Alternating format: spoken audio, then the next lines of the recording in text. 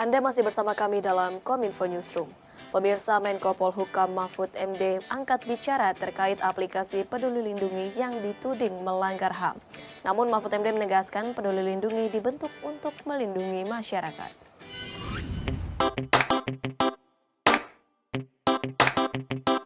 Menteri Koordinator Bidang Politik Hukum dan Keamanan Mahfud MD membantah terkait laporan yang ditudingkan oleh Lembaga Swadaya Masyarakat Amerika Serikat terhadap adanya potensi pelanggaran hak asasi manusia dalam penggunaan aplikasi Peduli Lindungi. Menko Polhukam menyebut bahwa aplikasi Peduli Lindungi yang diluncurkan sejak tahun 2020 lalu tersebut nyatanya telah membantu pemerintah Indonesia dalam mengatasi penekanan kasus COVID-19 dan mampu melindungi rakyat di Indonesia. Dalam pelaporannya, Amerika Serikat justru lebih banyak menerima laporan pelanggaran HAM berdasarkan data yang tercatat oleh Special Procedure Mandate Holders, yakni pada sekitar kurun waktu 2018-2021, yakni Indonesia dilaporkan melanggar HAM hanya 19 kali, namun pada kurun waktu yang bersamaan Amerika Serikat dilaporkan melakukan pelanggaran HAM sebanyak 76 kali.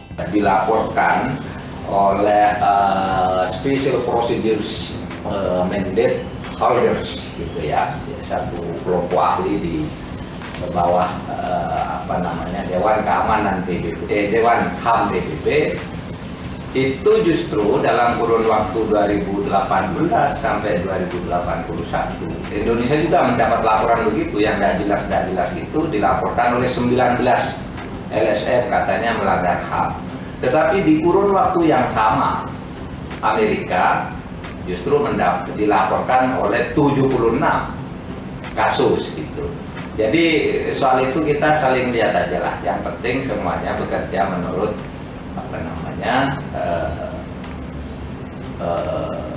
garis masing-masing negara untuk menyelamatkan rakyatnya.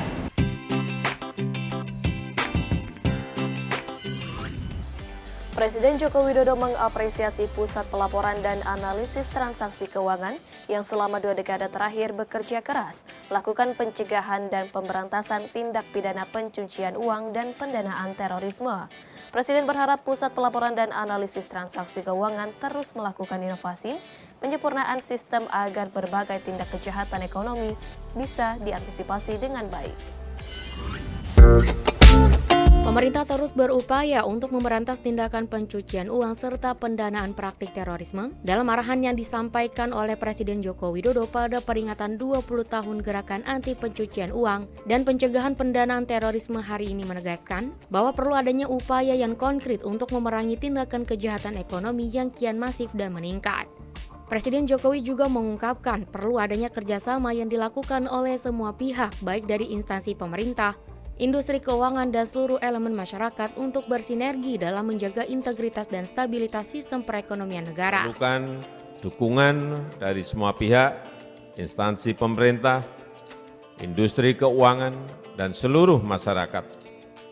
Kita perlu membangun sinergi untuk memastikan penegakan hukum yang berkeadilan, meningkatkan upaya penyelamatan, upaya pengembalian dan pemulihan keuangan negara, memberikan kepastian hukum kepada para investor baik yang ada di dalam maupun luar negeri dan membangun sistem keuangan Indonesia yang lebih kuat, berintegritas dan berkelanjutan.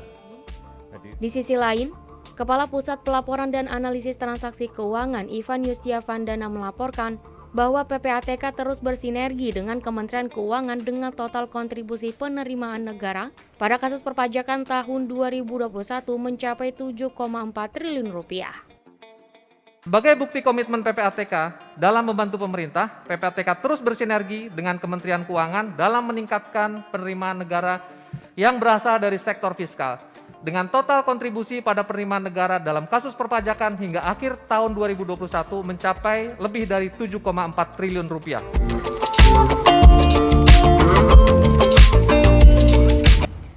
Pemirsa, Menteri Dalam Negeri Tito Karnavian meminta semua kepala daerah untuk memperbaiki tata kelola sampah. Khususnya Indonesia kini menjadi momentum presidensi G20 yang mengusung tema iklim dan lingkungan.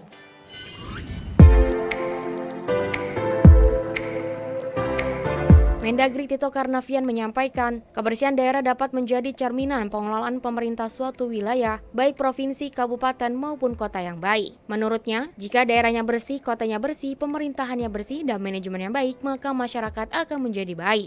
Mendagri mengatakan bahwa kebersihan suatu wilayah menjadi indikator penting yang menjadi perhatiannya dalam setiap kunjungan ke daerah. Ia pun mengatakan, kesempatan Indonesia menjadi tuan rumah KTT G20 perlu dimanfaatkan sebagai momentum perbaikan kebersihan di wilayah Bali dan seluruh Indonesia. Walaupun peluncuran gila sampah diadakan di Bali, ia berharap dari Bali gerakan tersebut menyebar ke seluruh Indonesia. Untuk itu, Kemendagri mendorong munculnya praktik-praktik terbaik pengelolaan sampah di daerah dan direplikasi ke daerah lain. Kalau kabupaten kota mungkin lebih dari separuhnya. Banyak daerah yang sudah mengelola sampah baik. Tapi tidak sedikit juga kita datang ke daerah, ke kota-kota yang sampahnya bertebaran seperti autopilot, nggak ada yang membersihkan. Nah, kita tahu bahwa membersihkan sampah bukan hanya untuk G20. Membersihkan sampah ini harus berkelanjutan. Dalam rangka mendukung suksesnya mudik lebaran tahun 2022, Direktorat Jenderal Perhubungan Laut mempersiapkan 2 kapal mudik gratis, yakni kapal Dombon Solo dan kapal Ciremai.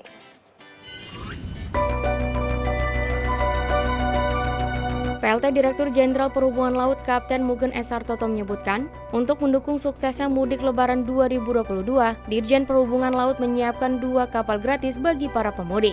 Untuk tahun ini, Direktorat Jenderal Perhubungan Laut akan mempersiapkan program mudik gratis. Dimulai pada tanggal 26 April akan ada 1 kapal gratis membawa para pemudik, yakni menggunakan kapal Dombon Solo, dan 29 Mei untuk mudik motor gratis, yakni kapal Ciremai. Sedangkan untuk syarat mendapatkan fasilitas kapal gratis tertulis dalam Surat Edaran Menteri Perhubungan Nomor 37 Tahun 2022 tentang petunjuk pelaksanaan perjalanan orang dalam negeri dengan transportasi laut pada masa pandemi COVID-19.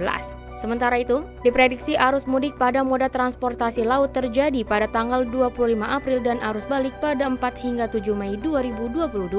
Untuk mengantisipasi lonjakan pemudik, Dirjen Perhubungan Laut terus melakukan sosialisasi kepada masyarakat terlebih dalam hal dari vaksinasi yang menjadi syarat mudik agar terlaksananya mudik aman, sehat, dan bertanggung jawab pemerintah.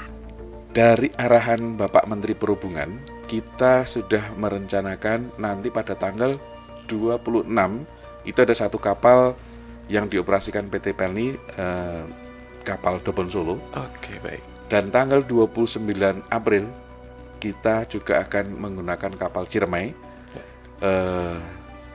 untuk mudik motor gratis. Oke. Kenapa mudik motor gratis? Kita ini melihat teman-teman atau saudara-saudara yang mudik menggunakan motor itu kan banyak. Yang berminat menggunakan motor untuk mudik itu banyak. Betul. Tetapi kan resiko keselamatannya tinggi.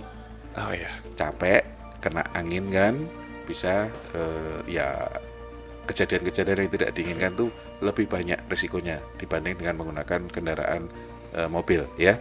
Kita layani yang itu. Jadi ada 2 kapal, kapasitasnya itu per kapal itu 1.700 motor, unit motor bisa ditampung.